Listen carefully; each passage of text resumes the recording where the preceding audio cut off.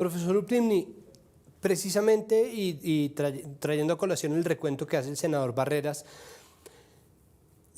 ¿por qué no el Estado colombiano es decir, por qué el Estado colombiano no se ha ocupado del asunto de los niños en el conflicto? Es decir, se han declarado víctimas, hay una legislación clara al respecto, efectivamente se espera que haya estrategias, pero parece que no pasa nada porque ya llevamos 3 bombardeos en los cuales termina informándose que a pesar de las alertas tempranas de la Defensoría del Pueblo, se bombardeó sobre menores de edad. Entonces, ¿qué se va a hacer? ¿Qué se puede hacer? ¿A qué se debe esta inactividad del Estado?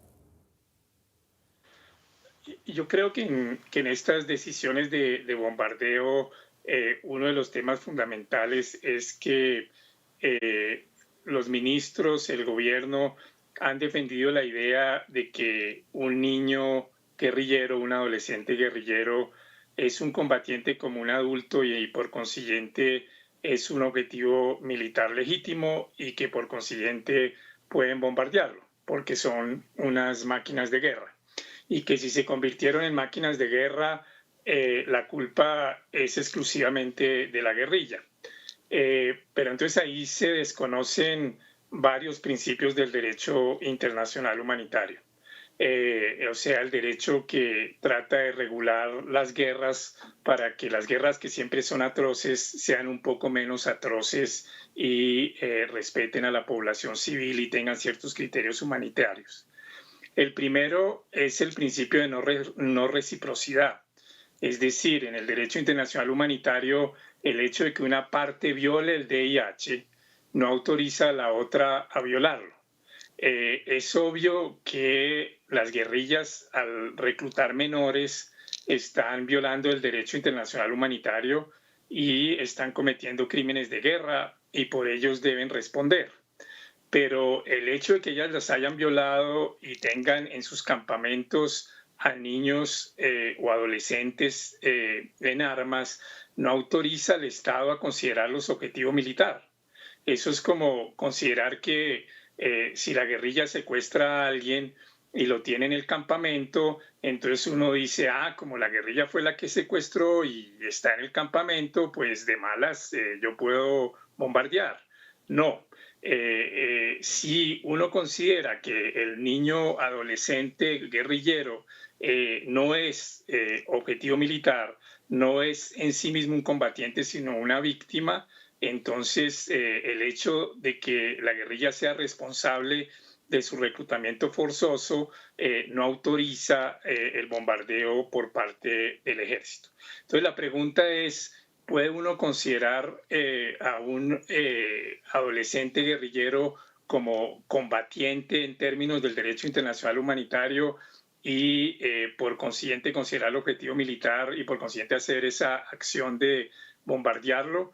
Y la respuesta, yo creo, siguiendo las mejores opiniones contemporáneas al respecto, por ejemplo, la del profesor René Provost de la Universidad de McGill en Canadá, yo creo que es la siguiente: el estatus del niño soldado o el adolescente guerrillero es un estatus que no es totalmente claro en el DIH.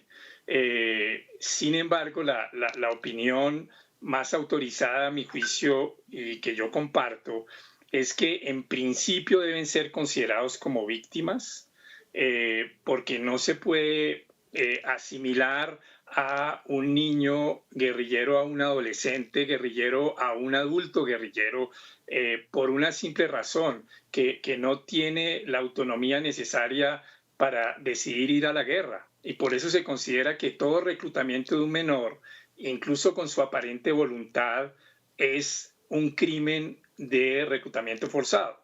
Si él es una víctima y es una víctima de reclutamiento forzado, es contraintuitivo, es contradictorio decir, no, al mismo tiempo es un combatiente y por consiguiente es un objetivo militar. Eso suena totalmente contradictorio. Entonces, por eso lo que se dice, y que yo creo que es el punto central jurídico de esta discusión, es que en principio un niño un niño guerrillero o un adolescente guerrillero debe presumirse víctima y población civil.